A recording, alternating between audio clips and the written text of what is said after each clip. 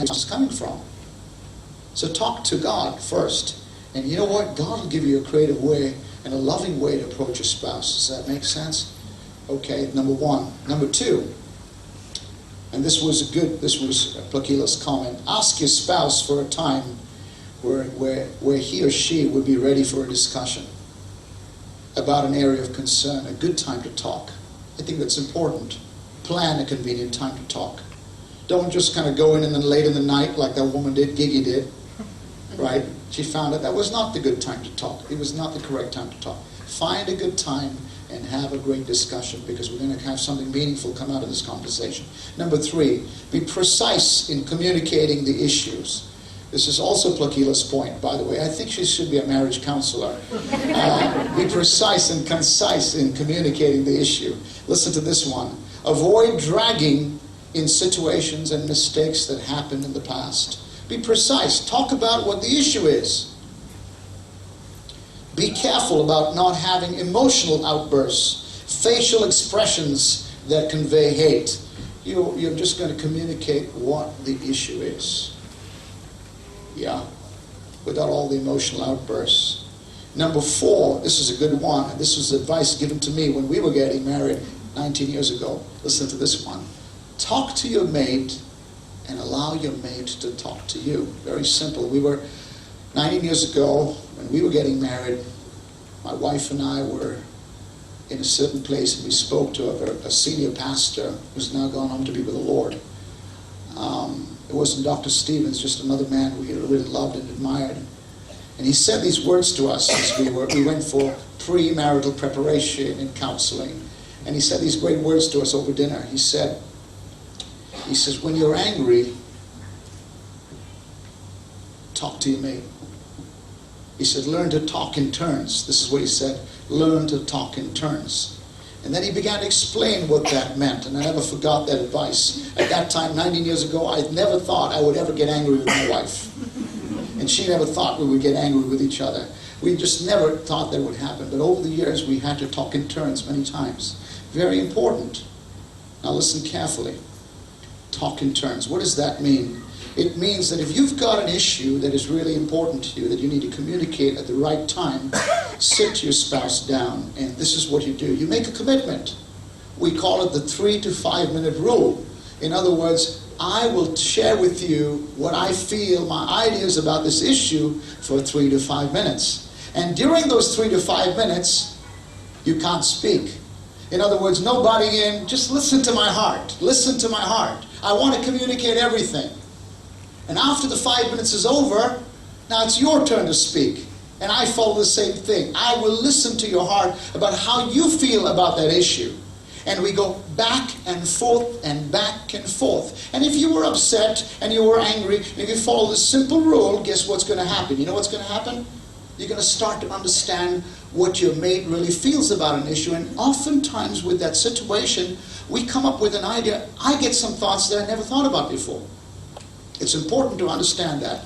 Now, there's one important thing he said in this rule. He said, when your spouse is talking, you should be listening, not reloading your gun to figure out what's your next argument. Are you following what I'm saying? Some of the single people don't know what I'm saying.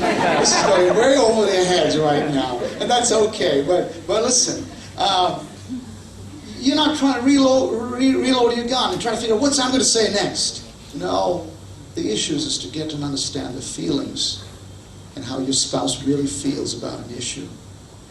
You're going to get to know her heart, and she's going to get to know your heart. And you go back and forth and back and forth. And you know what's going to happen? Sometimes you walk away from the situation and you just haven't had a solution yet. But it's okay. You said, let's discuss this later. I want to talk about this later. It's an important issue. But somehow in the time that you'll have gone away from the situation, God speaks to you. God speaks to you.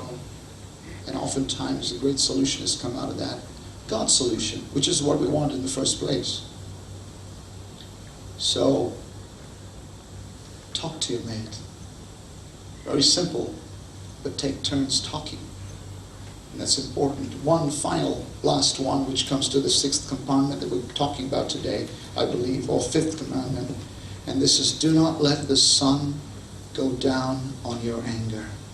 That's an excellent. What an awesome thing. Do not let the sun go down on your anger. That's beautiful. One version says, do not let your anger fester. And giving an area for the devil. The word, do not make room for the devil, Ephesians 4:26, is actually the word, do not mark off an area. The Greek word topos, where we get the word topography or map. Do not give an area in your soul where the devil can come in. Do not give an area in your soul. Now, for example, if I've got bitterness to my wife and we've not resolved an issue and we go to sleep that way, the next morning we have it talking, you know what's going to happen? Little things she does now is going to irritate me. Or little things I do and so on. And we start, instead of moving towards forgiveness, we start moving towards what? Bitterness. Now we start getting more and more bitter. I heard a story, listen carefully, I heard a story. Oh, Pastor Schaller shared this story many years ago, and I just laughed so much about it. About a couple, listen to this, a couple, they had a fight, the middle-aged couple, they had a fight over an empty pickle bottle cover that was left unopened, was left open. And the wife always wanted the cover to be closed, and the husband always left it open. And so after 15 times of 20, 30, 40 times of telling him, she just one day lost it. And he was so upset that a little thing like that upset her. And they didn't talk. They didn't talk. They didn't talk for one day. The next day they didn't talk. 5 days, 1 week. After 1 week, the issue had festered so much, they were now having other issues, but they forgot the original issue was the pickle bottle cover. Do you know how long they didn't talk for? 22 years. 22 years. They lived together in the same home where the issue had started with a pickle bottle cover. Funny story. And yet it's true. Why? Because if you let anger fester, the devil says, aha, wonderful. Now I'm going to turn it into bitterness. And then bitterness into malice and slander. You can read all the things that are in there. And bitterness becomes an acid in your soul. When you start having blood pressure and diabetes and ulcers and stress, and you can't look at your husband, and if you have bitterness in your heart, you have no relationship with God, and all those things happen in your marriage. And wow, it's a terrible thing. And so Jesus said, listen, in your marriage, if you're going to have one important commandment, it's forgive, forgive, forgive 490 times and more. Forgive 70 times 7 more. Just unlimited forgiveness. This is your marriage. It's awesome. It's amazing. And need to have an issue that we will use these words in our marriage when we hurt each other. We will not go to bed like with the sun going down without making up. And if we do it that night, then the next day we're not going to let this go on too long. We're not going to let this go on too long because we love each other too much. And little things are not going to. And I believe that marriage is paved on a road of unbelievable forgiveness, where we learn to say, I love you and I'm sorry. Learn these words in your marriage is what I would say to young people and to older people, every one of us. Learn these words and say them often in your marriage. Often use them. These are the words, I love you. I love you. You're precious to me. If you build your marriage on a lot of praise, a lot of appreciation, a lot of great words, kind words, edifying words, caring actions, throughout, then when you have a disagreement, it's going to be okay, because you know what? You've built a great relationship, and this little disagreement is just a small part of it. In fact, the reason you got so hurt in your marriage is because you were so close. Because you're close. I always give the illustration, if somebody hurt me when I was traveling, I was jumping on a train to Churchgate, and somebody came and pushed me and was rough with me when I got on the train, and there on top of it, he abused me, and the train was moving out, and I couldn't do anything about it. I shouldn't be doing anything about it. I shouldn't say that. I shouldn't be doing. But if I couldn't do anything about it, I would be upset maybe for 1 minute or two. But then I would just forget it. I'd say, I don't even know the guy. He's an acquaintance. But in marriage, when someone very close hurts us, someone we love hurts us, somebody that we've pledged our life to hurts us, we get more upset. Why do you think civil wars are worse than any other wars? Why do you think marriage problems and marriage disputes, brother against brother and sister and husband, wife, is the worst kind? Why? Because we are supposed to be close. And so when somebody hurts us, we really get hurt. But actually it's a symbol of your great love for that person. A counselor was listening to a woman pouring out her problems with her husband, but all the time she kept on referring to him as hon, hon, hon. You know what I mean? Like, what do you think, hon? Yes, you did that, didn't you, hon? So the counselor says, that's really crazy. What are you're fighting with him all the time, and you keep calling him hon. She said, yes, I call him Attila the Hun.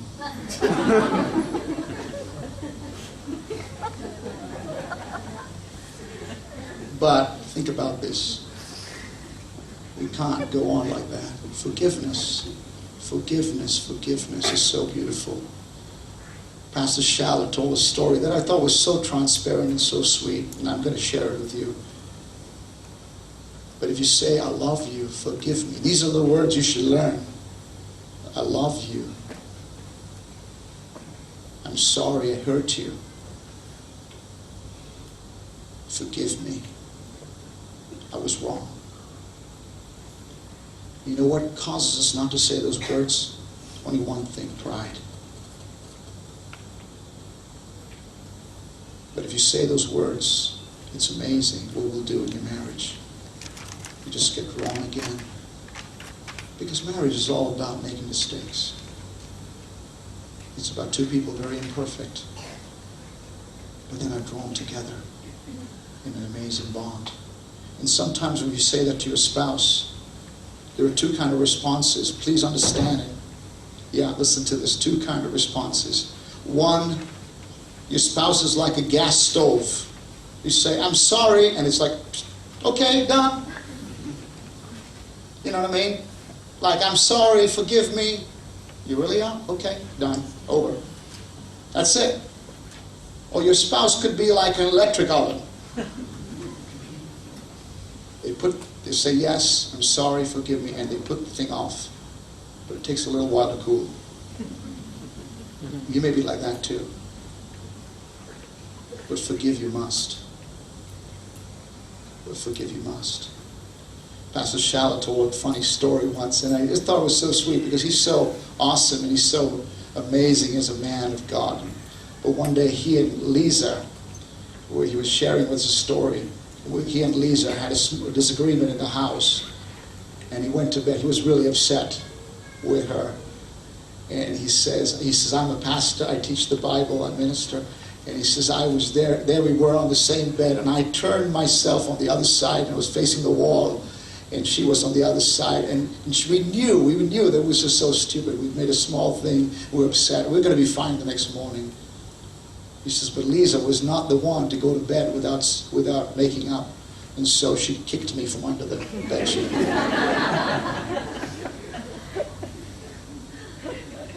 Then he turned to her, he looked at her, and they started laughing.